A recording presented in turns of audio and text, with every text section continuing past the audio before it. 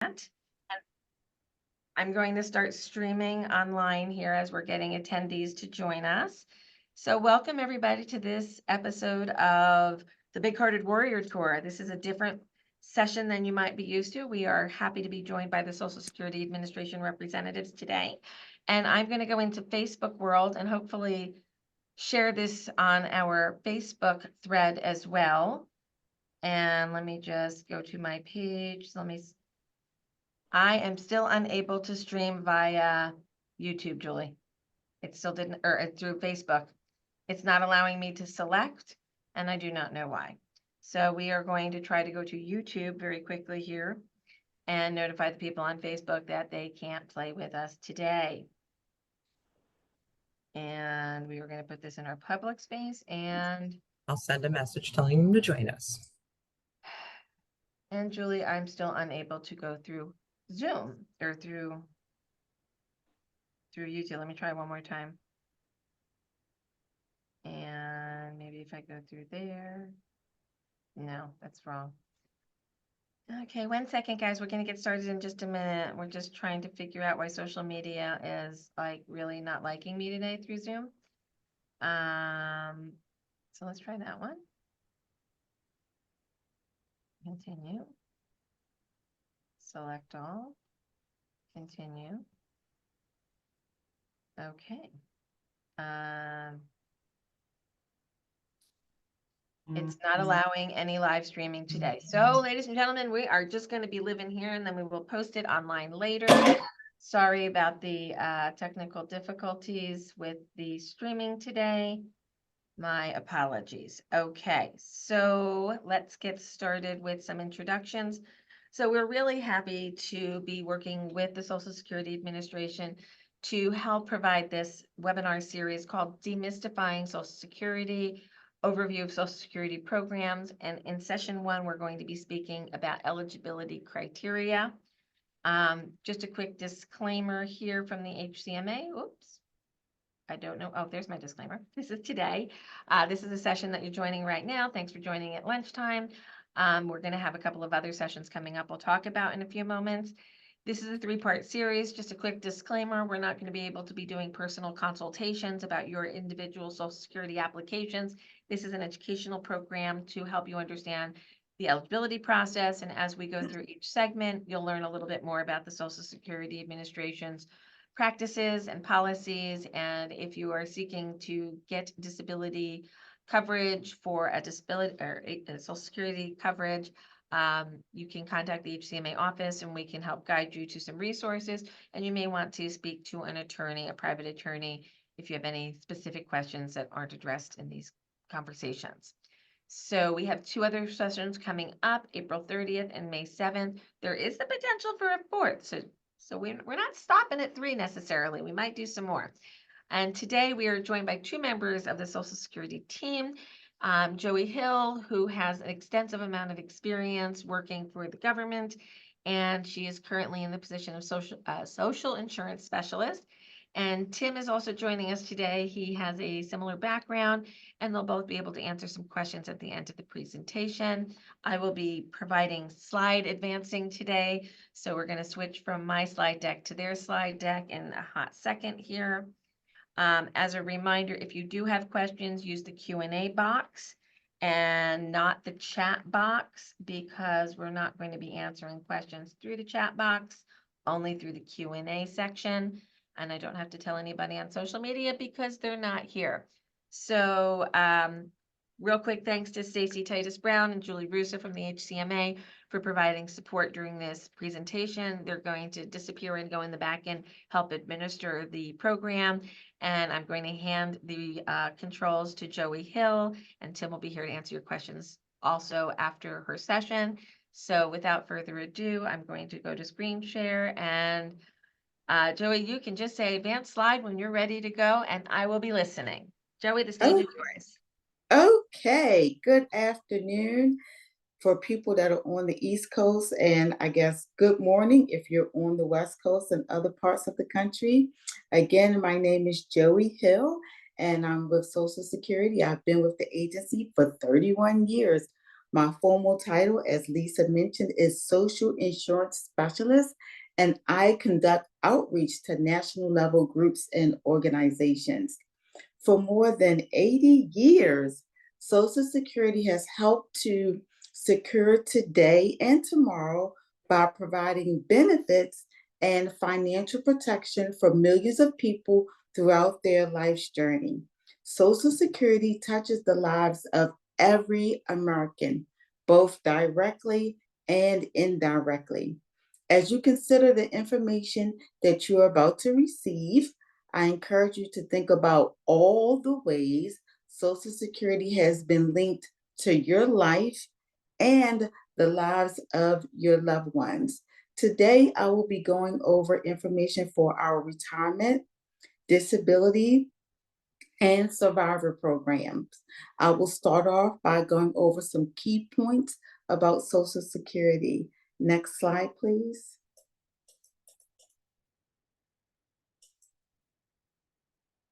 Thank you. Social Security was intended to be a portion of retirement income, although it is a major source of income for millions of people. Social Security does not totally replace income that was earned from employment. For the average worker, Social Security replaces only about 40% of pre-retirement earnings. The benefit payment is a foundation. To ensure a secure retirement, other sources of income like pensions, savings, and investments should be a part of the planning. When a person decides to get retirement benefits, they may consider if they want to retire, work part-time, start a new career, how healthy they are, if they want to spend time with grandchildren or aging parents, how much debt they have, how old they are, and their marital status. There are several reasons why, which are all truly personal. Although life is unpredictable, it is never too early or too late to start planning or thinking about it. However, the sooner a person starts planning, the better. Social Security does not provide advice on when a person should get retirement benefits. The financial advisors say that about 70% of pre-retirement income to live comfortable is needed. And for the average person, if Social Security replaces 40%, there should be plans for the other 30%. Next, I will discuss a few interesting facts and figures to provide some context about the retirement program. In 2024, an estimated 182 million workers are expected to pay Social Security taxes. I will get into the details about Social Security taxes later. Also, this year, an average of almost 68 million Americans per month will receive a Social Security benefit, totaling about $1.5 trillion in benefits paid during the year. In December of 2023, 50.1 million retired workers received a retirement benefit, and the average amount was $1,905.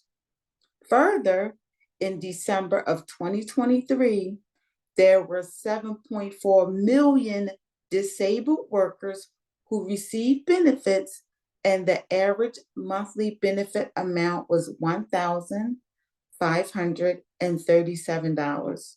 Our statistics, next slide, please.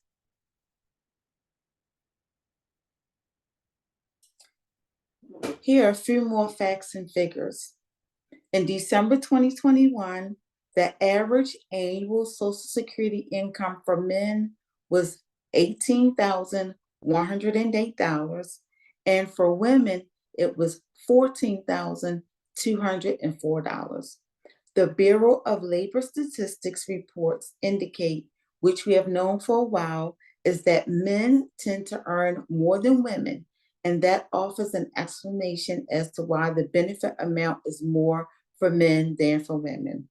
Without getting into the weeds, Social Security uses a formula to determine retirement benefit amounts, and it is based on earnings. Nearly 9 out of 10 people aged 65 and older were receiving a Social Security benefit as of December 2023. Today, the life expectancy is age 76 for men and 81 for women.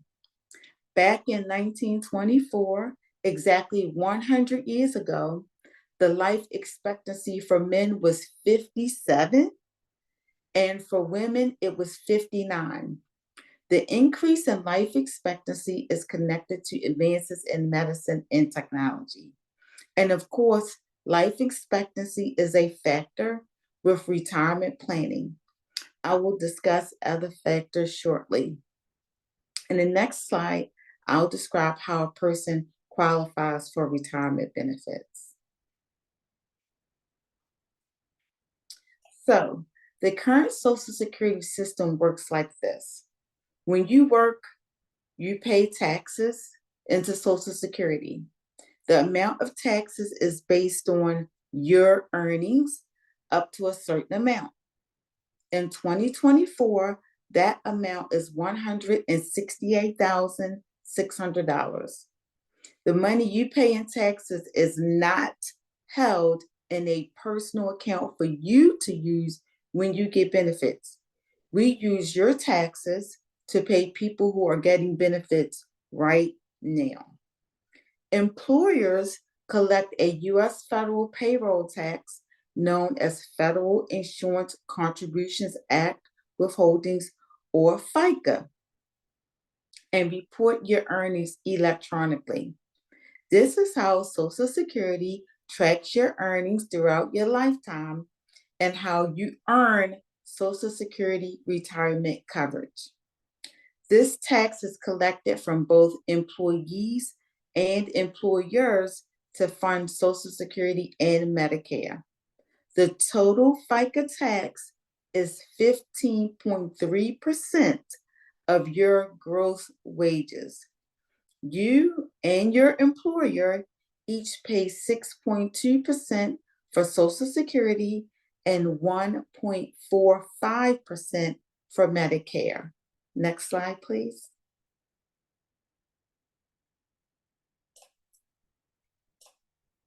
As taxes are being deducted, Social Security quarters are earned. No matter how high a person's earnings are, the maximum amount of quarters that can be earned in a year is 4. The amount of a quarter of coverage is currently $1,730, which is $6,920 a year. Earning 40 quarters or credits qualifies for a retirement benefit. On average, it takes about 10 years to earn 40 quarters. Next, I'll go over the big question: when can a person get their Social Security retirement benefit? Next slide, please.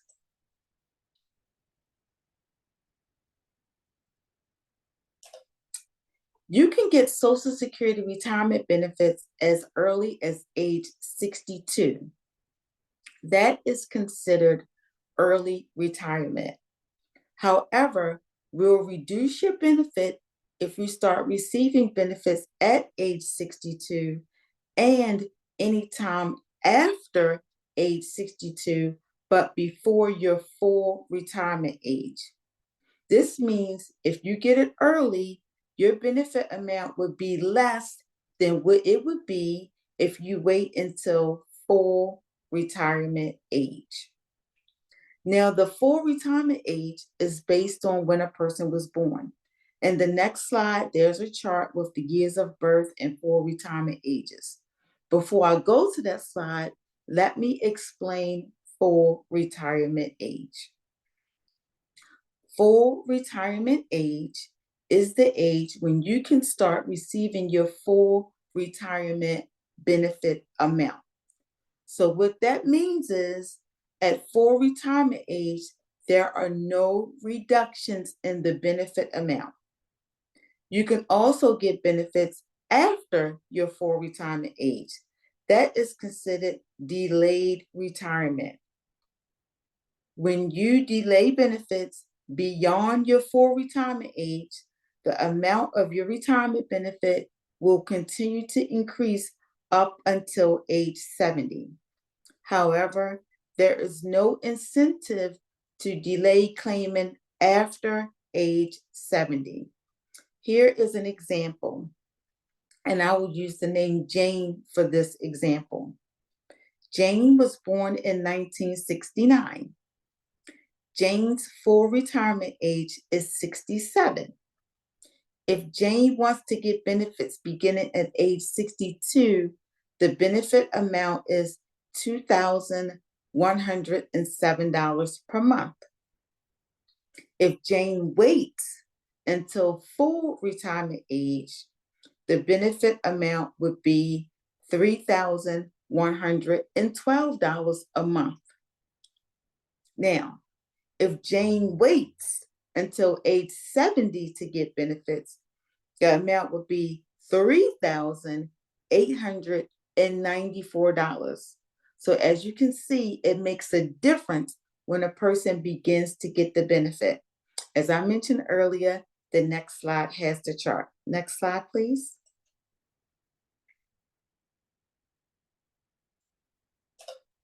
As you can see on the slide, the full retirement age varies based on the year a person was born. Keep in mind what I mentioned a moment ago, in that a person can get retirement benefits at age 62 with a reduction, and there will be an increase in the benefit amount after the full retirement age. Whenever a person decides to get their Social Security retirement at age 62, at full retirement age or later, that amount is the amount that they will get for the rest of their life, other than the cost of living adjustment, also known as COLA. There are some years when there is not a COLA, but if there is a COLA, there will be a percentage increase.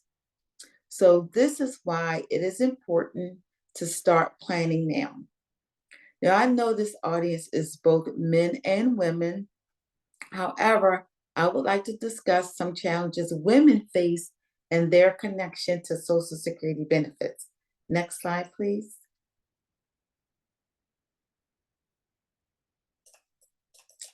So Social Security benefits are gender neutral.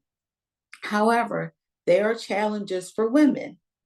These challenges include limited work, caretaking, divorce, and death of a spouse. Some women have limited work history, including but not limited to being a stay-at-home mom, taking care of aging parents, working part-time, or having periods of unemployment. As I mentioned, Social Security credits are earned through working and paying taxes. This can be a challenge because when a woman is out of the workforce, Social Security credits are not being earned. However, any and all work history counts.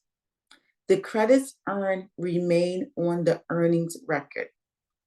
Even if a woman changes her job or does not have earnings for a while, the credits will remain. If a woman is married and does not have enough credits, she can earn more credits through work, or if she is married, can qualify for retirement benefits off of her spouse's record. If a woman is not married and does not have enough credits, she may qualify for supplemental security income, also known as SSI. To qualify for SSI, a person has to be over 65 and have limited income and resources. I will discuss more about SSI later.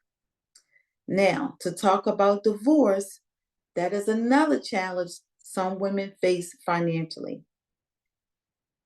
If a marriage ends in divorce, there may be some Social Security benefits. If a woman is divorced, she may qualify for retirement benefits off of her ex-spouse's record.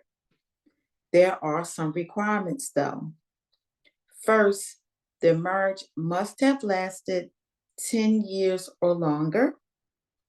Second, the woman is unmarried and over age 62. Third, the benefit amount that she will receive on her own record is less than what she would receive on her ex-spouse's record. And last, the ex-spouse has to have Social Security credits and be entitled to a benefit as well.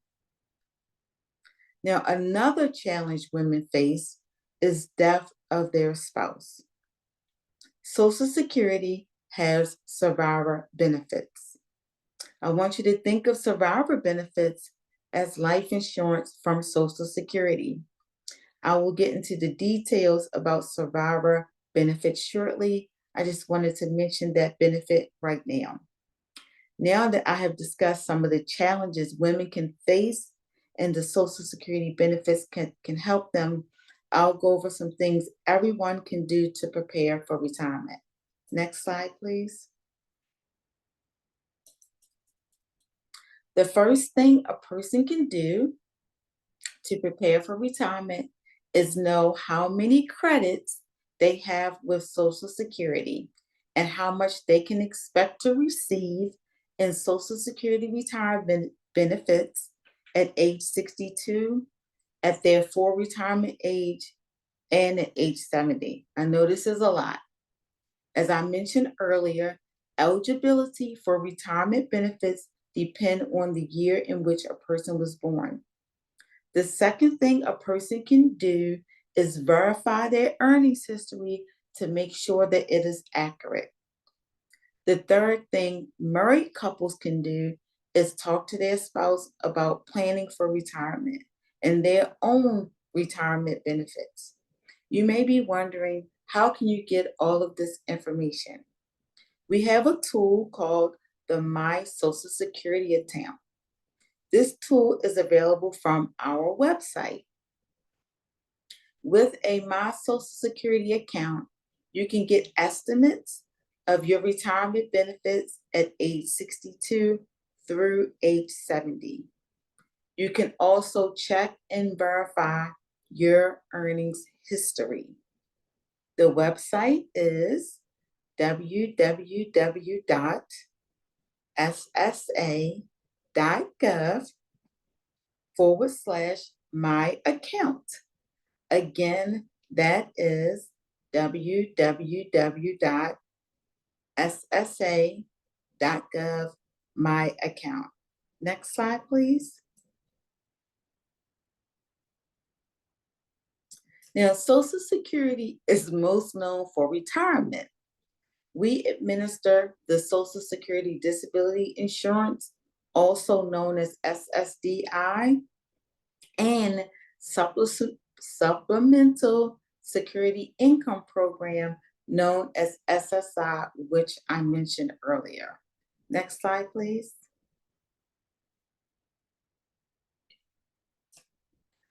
We pay disability benefits to people who can't work because they have a medical condition that is expected to last at least 1 year or result in death. Federal law requires this very strict definition of disability. While some programs give money to people with partial disability, like the Veterans Administration or short-term disability, we don't. For the most part, SSDI is for people who have worked and have credits. The benefit amount is based on their earnings. Minor children of a person who receives SSDI can get benefits. Spouses of a person who get SSDI who are age 62 or older can also get benefits. Spouses at any age can get SSDI benefits if they are caring for a child under age 16. Funding for SSDI comes from Social Security trust funds. Now, SSI provides monthly payments to adults and children with disabilities who have limited income or little resources. Funding for SSI comes from the U.S. Treasury General Funds. Next slide, please. As I mentioned a moment ago, Social Security administers a survivor benefits program, and again, it can be thought of as life insurance from Social Security. Next slide, please.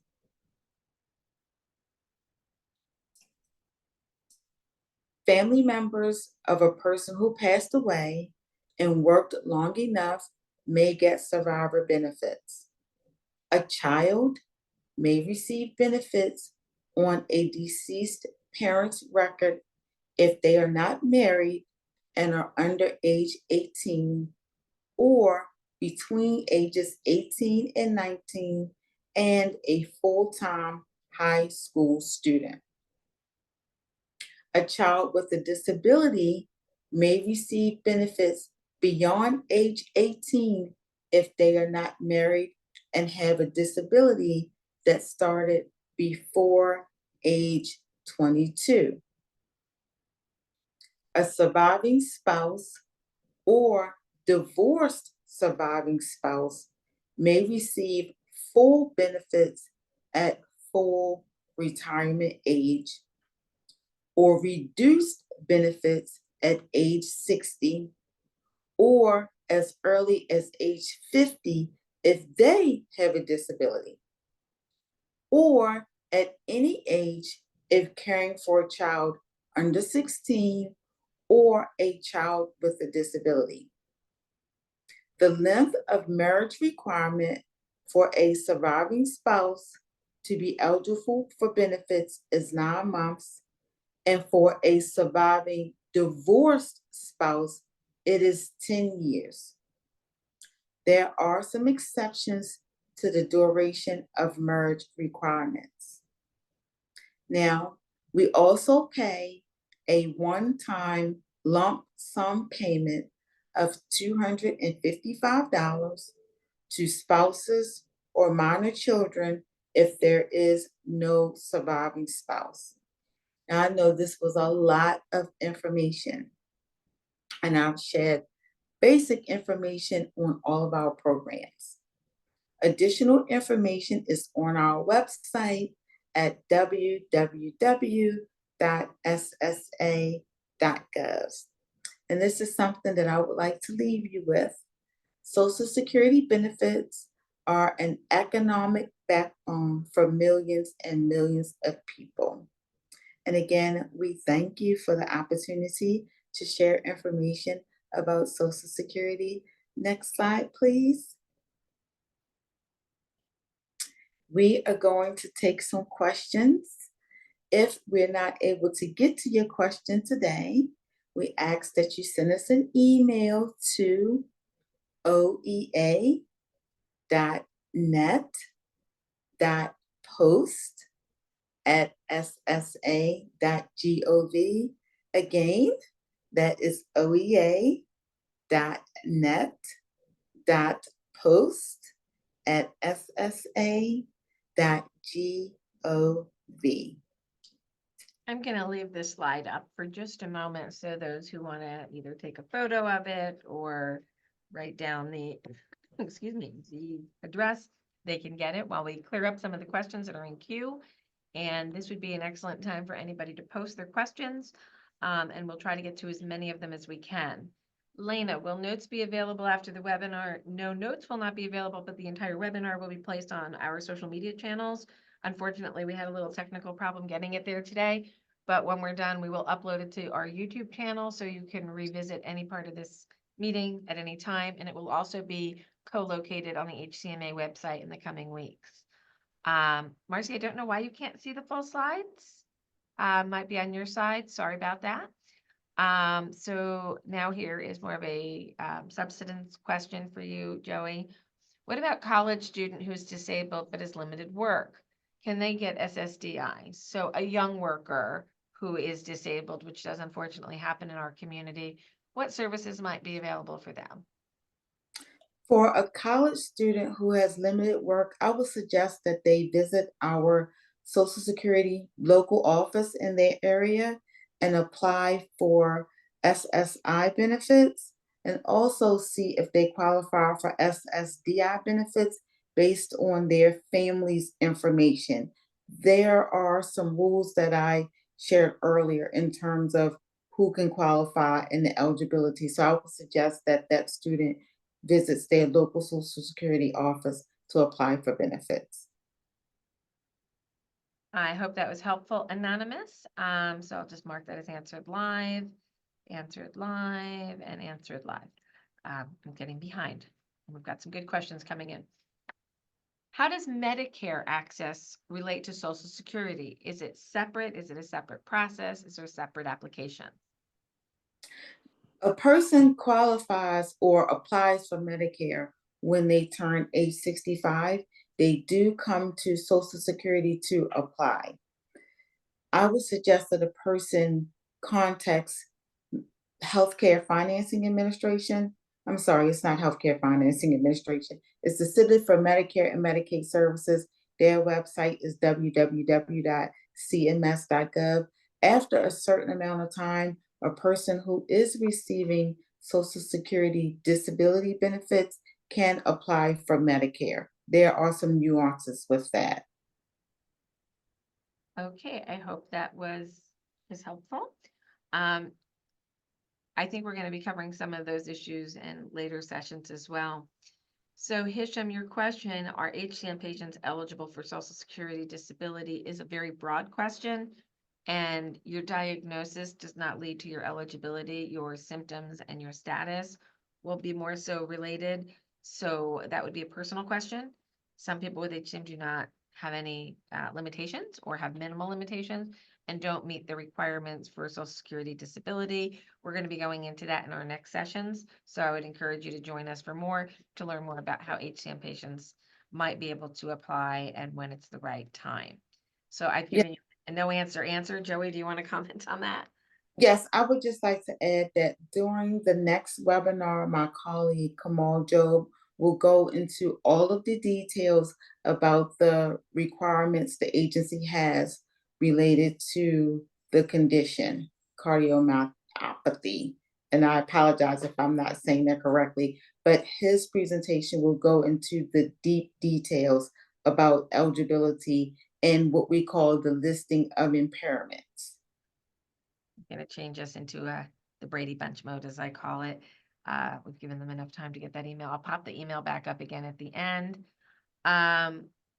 So Lisa, another Lisa is commenting, was hoping that the talk would be geared towards HCM specifically. We can't start in the middle. We're starting at the beginning. So we start with eligibility and requirements, and we're going to build on this conversation. So this is kind of the 101 course of who has access, how do you get access, and we have to start from the beginning. So I know the questions that you're going to have, they'll be covered in the next sessions. And if we need to do additional sessions, we can include those as well. So after the sessions, the 3 are over, if there's unanswered questions, if you have anything else you'd like to hear about, we can certainly engage our friends at the Social Security Administration to bring you that. And excuse me, Lisa, if you could share the date and time for that, just to remind the audience so that they can. I will put it back up at the end. I know we have May 30th and April 30th and May 7th as upcoming sessions, but I'll pitch that at the end, and everybody who's here, you're going to get an email reminding you about the other sessions in this series. So Nicole, same questions here. HCM is not listed as a qualifying diagnosis. Yes, it is, but not under the names and terminology that you're used to. come in next time and you'll understand how the Blue Book works a little bit more. We promise you we're going to get to that information, but you got to start somewhere.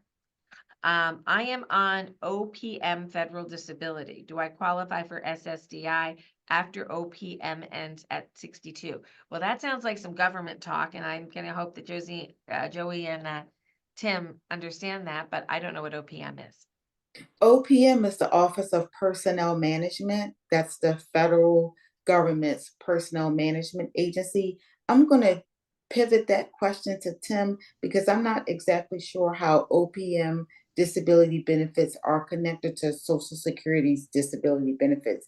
Tim, are you able to address that question? I'm not exactly sure. Can you hear me? Yes. Just making sure that it's coming through. But what I would say is that it's possible that it would be.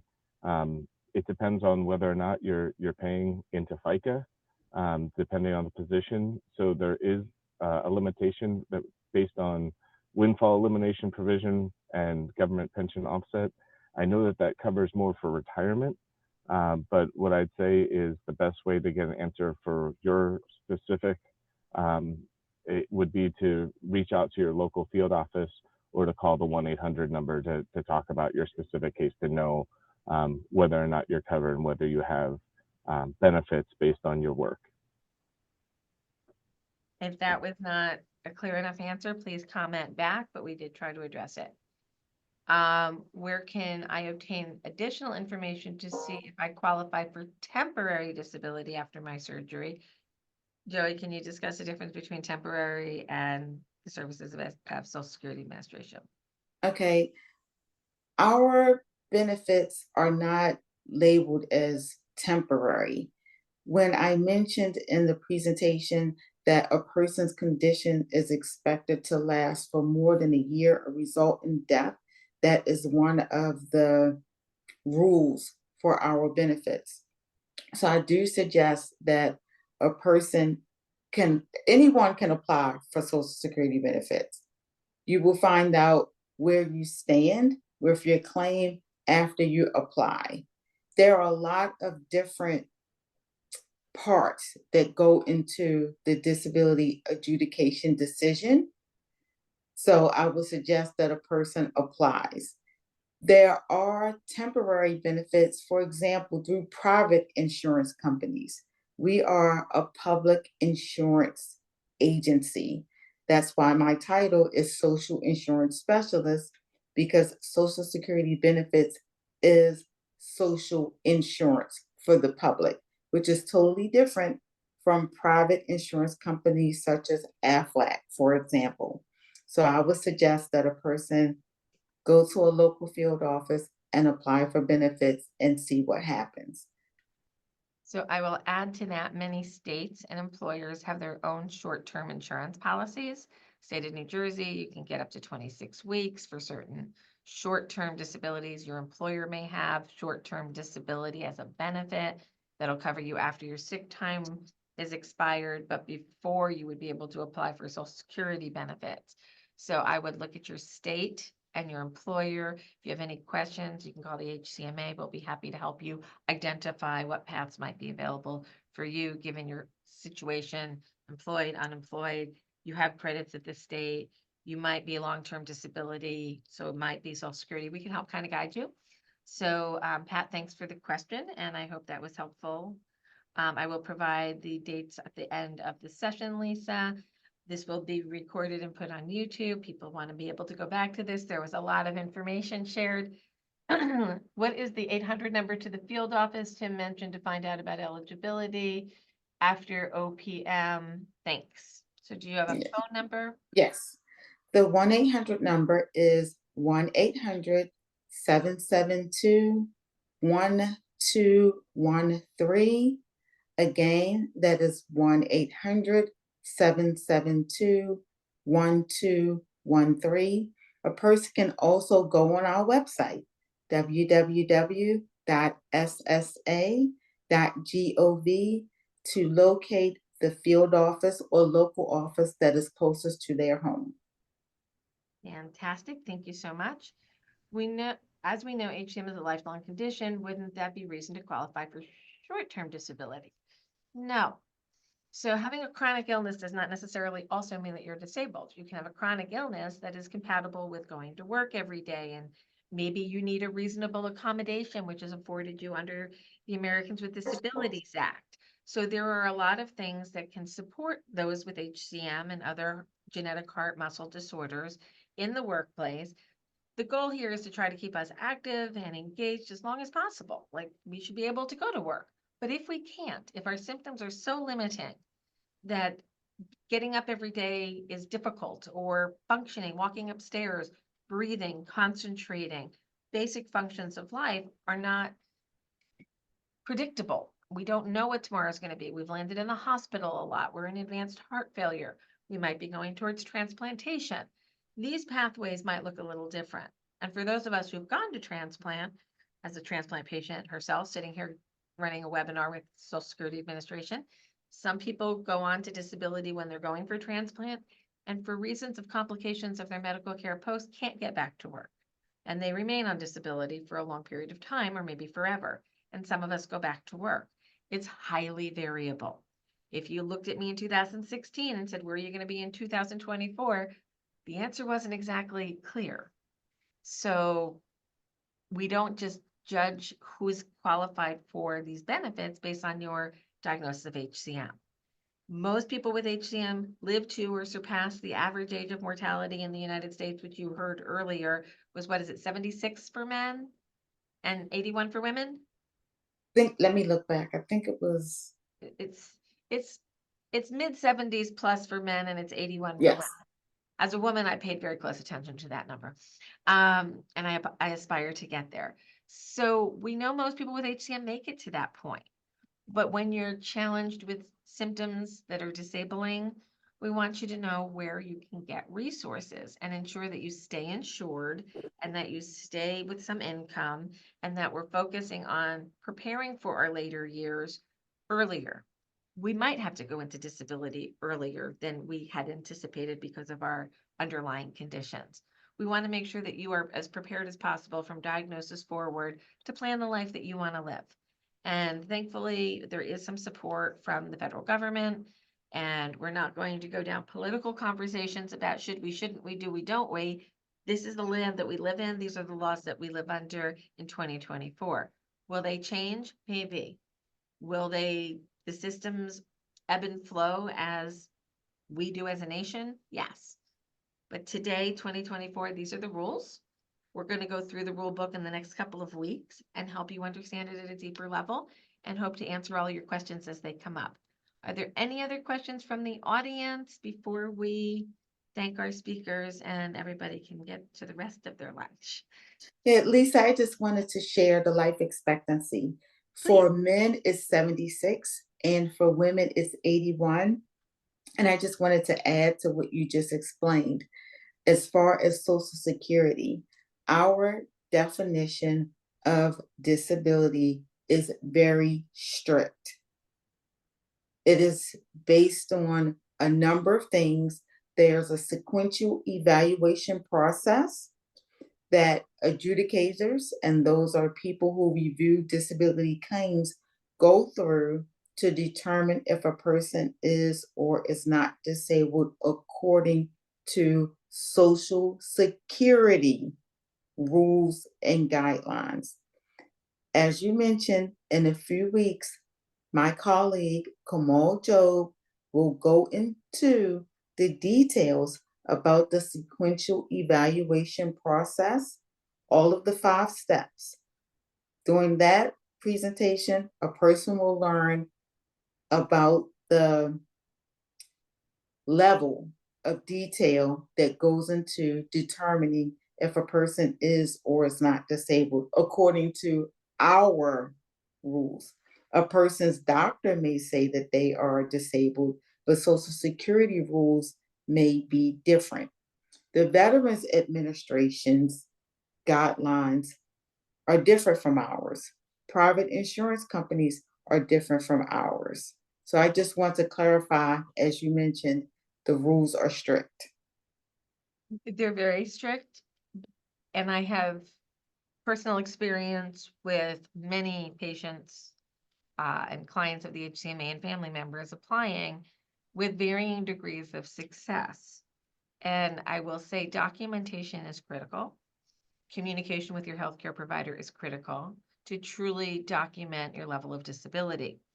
A diagnosis, I know many people who've just been diagnosed and they're like, oh, I'm diagnosed, I want to go get SSDI now. I'm like, it doesn't work that way. And they get disappointed and frustrated because they do the process and they don't qualify. So hopefully after we're done with these few sessions, you'll understand who qualifies, how you qualify, and how to make it the least stressful process possible. It shouldn't be a surprise. You have your data, you have your proof of disability, and you provide that in the manner that the government is asking for it, and it can go amazingly smoothly. And sometimes you have to go to appeal. And at that point, I highly recommend you get an attorney to assist you through the process, because if you're truly disabled and you've not been found disabled by the federal government, there's probably a disconnect in the communications, and you want to check your paperwork from your doctor to Social Security Administration and make sure that it's accurate. I've actually seen a couple of submissions where the doctor's records and the patient's experience were not in concert with each other because something got dropped along the way. So make sure that your documentation is as accurate as possible and that you're communicating your symptoms and your limitations clearly and concisely to your medical team, and that they are reporting it in a manner that is accurate and meets your real life experience. So it's not easy, but I know many who have gotten there successfully, but it can be a bit stress inducing for some people, and we don't want that. We want it to be as simple as possible, which is why we're providing these educational opportunities for you, so that there are no surprises and that you understand the playbook and that you can advocate for yourself at every level, at the highest level. So I will leave it there. We come back. Whoop, let me put the slides back up on the dates and times of the next one. So here we go. Let's put you back on slideshow and do screen share and get this out of my way so I can actually read them. So part 2 is going to be disability application process, a walk through the cardiovascular blue book for disability evaluation. Those who are asking, aren't we going to talk specifically about HCM? This is when we're going to do it, April 30th, 12 to 1. So come have lunch with us again. And then we're going to go on the optimistic side for session 3, and that is returning to work incentives for individuals collecting both SSDI and SSI, because we don't want to not be functioning at our highest capacity. We want to be functional members of society. So we want to get back to work if we can. And if we can't, we can't. But we want to explain the eligibility process, how people with cardiovascular disease can apply, and how you might be able to get back to work. There might be a 4th session that we talked about, but stay tuned. I will also say that when those of you who are joining us who have been around the HCMA for a little while, when I had my conversation originally to scope this project with our friends at the Social Security Administration, I'm like, we want to do all of this. And they're like, slow your roll, little bites, one at a time. And I'm like, all right, you got a point there. So this is step 1. We will have other steps, and we appreciate you all joining us today. And we hope that you have found this session informative, and we look forward to the other sessions.